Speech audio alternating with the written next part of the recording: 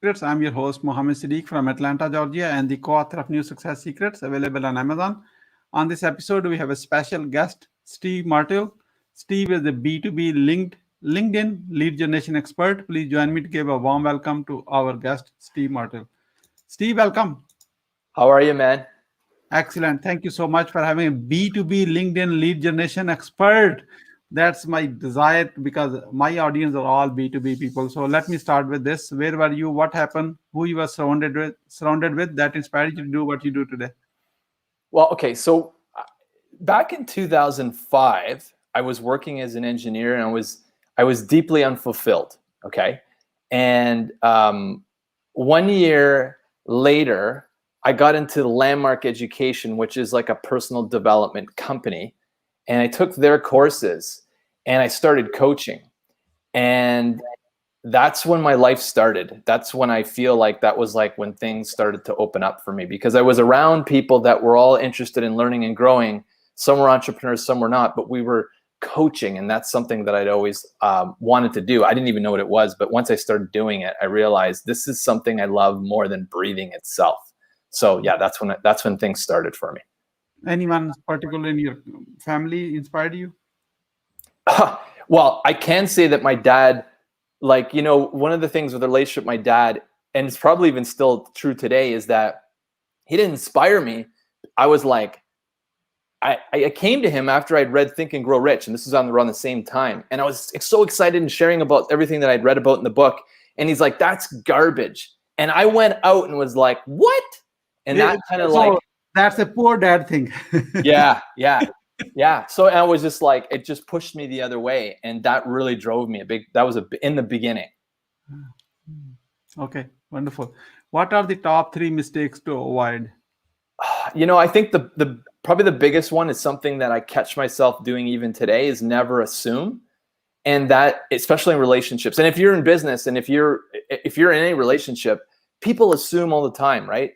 So that's like from Don Miguel Ruiz's 4 Agreements, never assume. And it's so important because sometimes, like, for example, LinkedIn lead generation, I'll have like clients running multiple profiles, and they'll like get someone who's interested. And the client will be like, oh, I've got like a call. And I'm like, no, they just said they're interested. You're assuming that's going to turn into a call. Let's see if they book. So it's sort of like, it's always about like never assume, always checking in. That's probably the biggest one for me, Mohammed. I asked for 3, 2 more. Other mistakes to avoid. I mean, for me, it's like stay connected to your source. So I meditate every day. Stay connected to your source, because the garbage that we have in our minds is not even ours. A lot of it isn't. So stay connected to your source. What I mean by that, stay centered, stay grounded, stay aware. Is that 3? One more. A mistake to avoid based on my experience.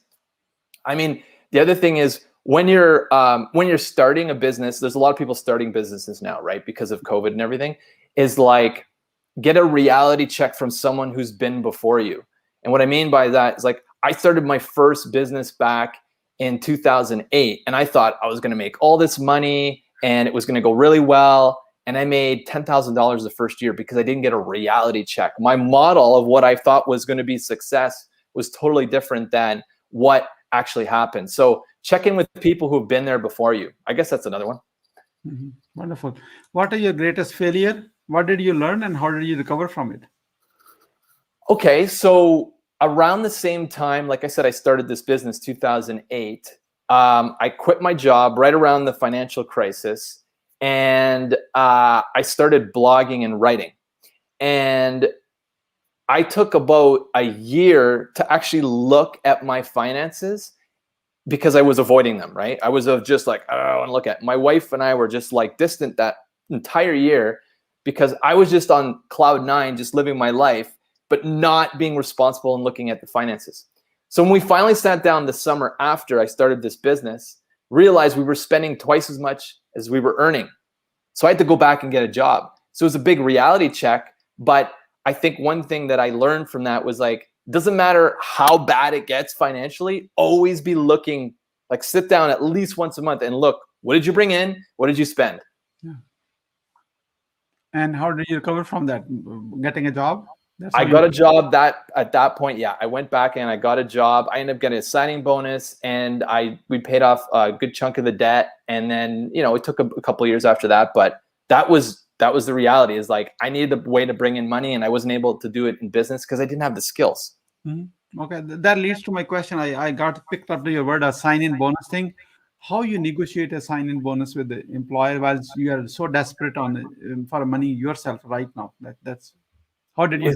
It's interesting you asked that, because so I have this video called the 7-Day Manifestation Experiment that I posted back in 2013. But at that time I was practicing it. And what it was is that I would wake up in the morning, I would do my meditation, I would get into this deep trance. So I felt a lot like energy and space and very little like my body, like matter. So very connected. And then what I would do is I would feel the appreciation for having the job, see myself working in the work, just feeling ecstatic and feeling really connected and really excited to be serving people. And then that excitement, and then I would wake up from my meditation, and then I would do whatever I needed to do during that day. So I got the job in 90 days. When they asked me to relocate, I said, well, I want a relocation bonus. And because of that, they gave me a signing bonus. Wonderful. That's a great tip. Thank you. So what are the top 3 success secrets the others can model from? Before you answer this one, please promise you are going to give us your best one, because you charge $7,500 to your clients for lead generation. Give us there are so many people will be watching that while they're starting a business, they can learn from your top 3 success secrets. It's honestly a kind of a, it's going to be something you do internally, not externally, because I'll tell you one thing, Mohammed, is that one thing I've noticed in the last 6 to 8 months is that I've been doing certain mechanical things, funnels, certain things that I've been doing on LinkedIn for probably like 4 or 5 years. But in the last 6 to 8 months, all of a sudden everything's working now. And I'm like, I'm not doing anything different on the outside. So my tip or my suggestion is about doing something that you do on the inside. And it's 3 things. So first is to meditate as soon as you wake up, because when you first wake up, your brain waves are in a theta or delta state where you're very connected to the unconscious mind. Okay. And if you want to see change at a very deep level, you got to connect to the unconscious mind, which is your body. You got to get this body to do different things. You got to program it in different ways. So that's the first thing. I'll meditate from 60 to sometimes 90 minutes. And the reason is because it takes me up to 90 minutes sometimes to get into step 2, which is that deep, deep trance. Like I said, where you feel a lot like energy and space and very little. So on a scale of 1 to 10, I remember I had a client once, because I do this with my clients, because I take them through this meditation so they can do it on their own. And I asked her, I said, we were about 20 minutes into the meditation, and I said to her, on a scale of 1 to 10, 10 being you feel like space and energy, and 1 being you feel like your body, matter, what number are you? She said 11. I was like, okay, I got it. Very energy, very wavelength, very space. When you get to that place, now you have direct access to your unconscious mind. So step 3 is to feel gratitude for the thing you want. Why gratitude? Anytime we feel gratitude, like spontaneously, it's because we received something. So what we're doing is we're inducing receiving by feeling gratitude in that deep trance. Is that cool? That's cool. Give us one more bonus. I'm being greedy right now. So, well, okay. When you come out of the meditation, this is really important. And this is something, again, that I do is with my clients so that it's programmed into their discipline, is that when they come out of the meditation, you actually want to just see, the thing is, once you're in the meditation, you get to a place of gratitude, you're eventually going to come out of the trance and into your conscious mind or analytical mind. You don't want to be thinking gratitude anymore at that point, because depending on the person, they have a very thick analytical mind. And if you're like me, you have a very thick analytical mind, it takes time to get below into that deep trance. If you're just wishing, accepting, feeling gratitude at this higher level, it's doing nothing. So once you get out of the meditation, all you want to do is notice, watch, be the observer, and then take that through you without the day, because now you're going to notice, watch, and then get downloads from the field, or you're going to be able to get intuitive or insight, whatever. You'll just be more sensitive to the world around you. And that sensitivity gives you access to opportunity. While we have a few minutes on this topic, I want to expand this question with the different words. What are your top 3 success secrets to grow your business based on your own experience, what others can model from? I can't say that I have a model that everyone works for everyone. Now, on the lead side, we can definitely help a lot of people because we help a lot of people in a lot of different areas. Yeah. But as far as a model, my model is get connected first. And I think you got a sense of what I mean by that meditation, that ritual in the morning. So get connected. Number 2 is focus on generating leads, activities that generate leads, like all the time. Because you have no leads, you got no business. It's like that is where that's where you're going to drive the business. And then number 3 is I don't want to say like close business or just do sales, because it's taken me a long time. It took me over 1,000 sales calls to like learn how to close a client. And what I realized is a lot of times it's just someone just buying from me, but they need to have that trust.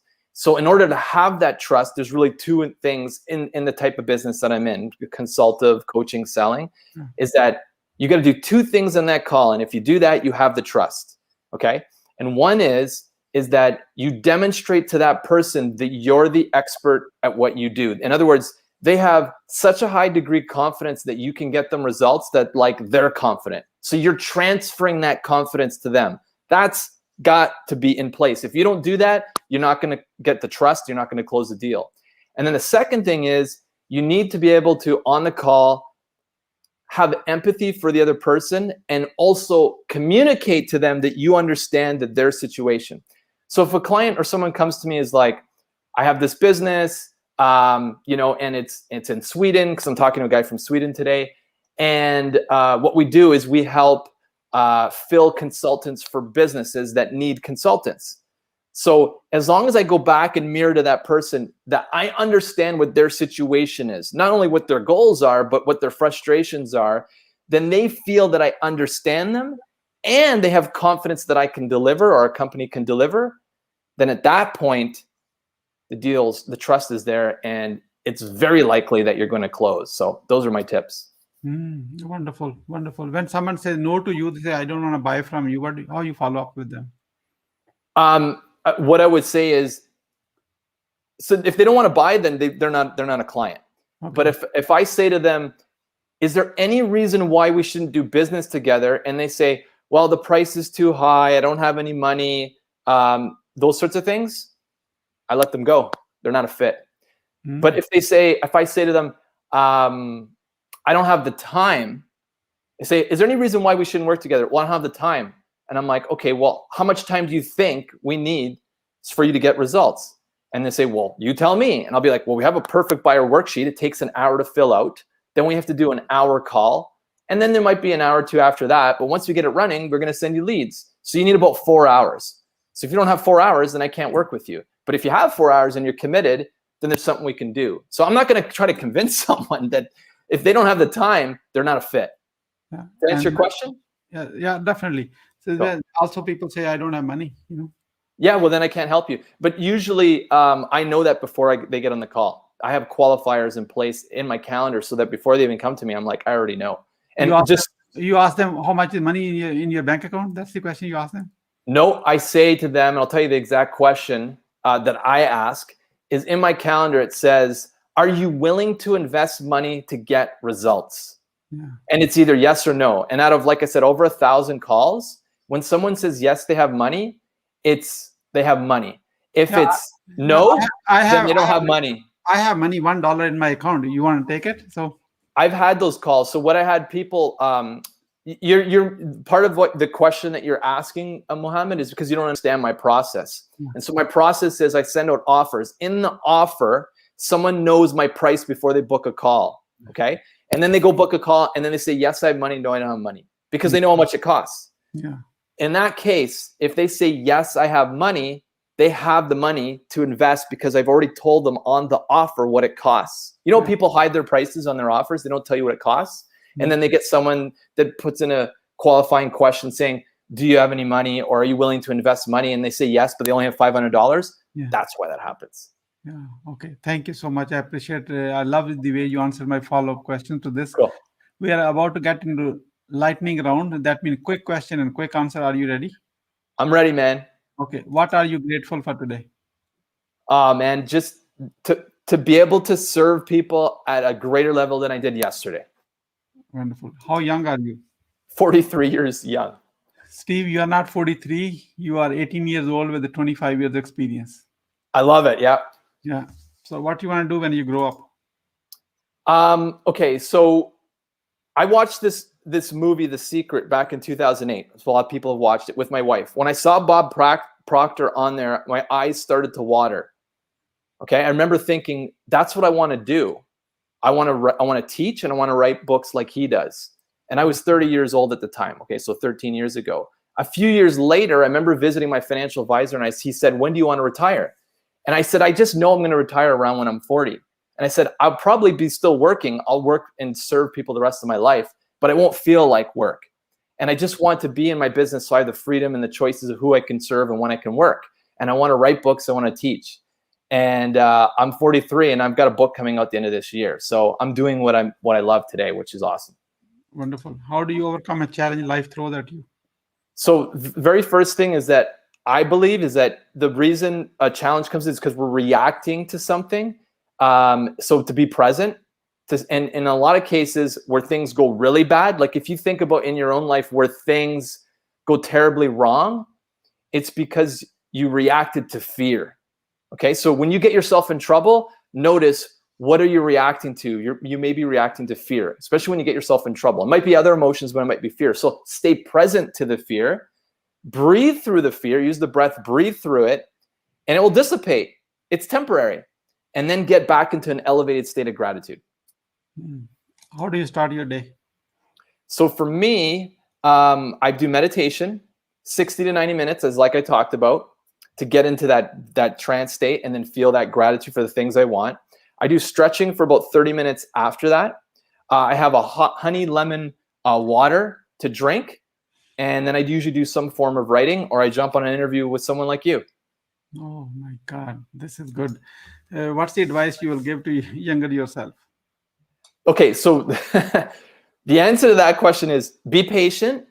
Never stop believing in your dreams. So when you go into that meditation, visualize, see yourself as there, connect to it, rewire those new synaptic connections so that you start to re-engage a new program so you can create a new future. And so again, be patient. Never stop believing your dreams is number 2. And then number 3 is be patient. It's that important. Yeah. Once you have a revenue generating idea, how do you convince your significant other?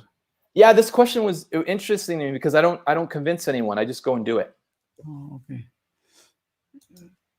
What is the impactful book you have read and what did you learn from it? Okay, so this guy here, so Joe Dispenza's Becoming Supernatural. Yeah. And what I learned from it was that when you get in a deep trance, when you're in meditation, you're reprogramming your mind, probably one of the most important feelings you can feel is gratitude for the thing that you want, not gratitude for the things you have, gratitude for the thing you want. And probably the most important thing is because receiving comes from gratitude. So in other words, when we receive something, we feel gratitude. So I'm just taking the process and reverse engineering it. And that's probably the biggest thing I learned. I learned a ton from that. It's one of the biggest. Why being impactful is important to you? Being impactful? Yeah. Let's see. I think that everyone is who they are at the surface level, but it's just who I am. It's like it brings me alive. If I wasn't doing, I wouldn't be being me, and I'd be lying to myself. So why is it important? Because I'm being who I am. I don't know if that answers your question, but. Okay. Who is your mentor and what's the impact? You know, I was looking at that question too. I don't really have. I've had a lot of mentors over the years, but there's no one really that stands out. I mentioned Bob Proctor, but I mean, like, if I think about now, I don't really look to other people as much for mentorship. I trust my own intuition and that everything is perfect. What do you want to do? What do you want to be remembered for? Okay, so this is what I want on my gravestone, that I was a kind and caring person who inspired others. That's it. Yeah. Who is your ideal client? My ideal client is a self-employed or someone who has 1 to 10 employees, although we have had work bigger companies, that is doing anywhere from 0 to $1 million in revenue and wants to take it and scale that to the next level. Mhm. How can we support you? Best way is, if you like this interview, share it with someone you care about. And then the second is, go to the link, my website, stevemartile.com, and you'll get my client conversion email that will basically, you can use today to copy and paste to send to people on LinkedIn to get appointments. Wonderful. We are about to wrap up. I'd like to have you a few words about your today's guest experience. Here's my question. What would you say about your today's guest experience on the show? I'd say that you're really organized, man. And you were, like I said, you were right on time, and that's very rare for people. Nowadays, people lack integrity. So I don't know, man. I honor you and appreciate you. What would you say as a final word? The final word would be this. You're a vibrating field of unlimited possibilities. You're a stream of consciousness that is continually manifesting and creating your world. And you're the Picasso of your life. It's all you. Thank you so much, Steve, for sharing your wisdom with us today. On the behalf of Growth Hacking Secrets community and our entire team, we really appreciate you. This is Mohammed Siddique signing off from Atlanta, Georgia. Until the next episode, all good wishes. Awesome.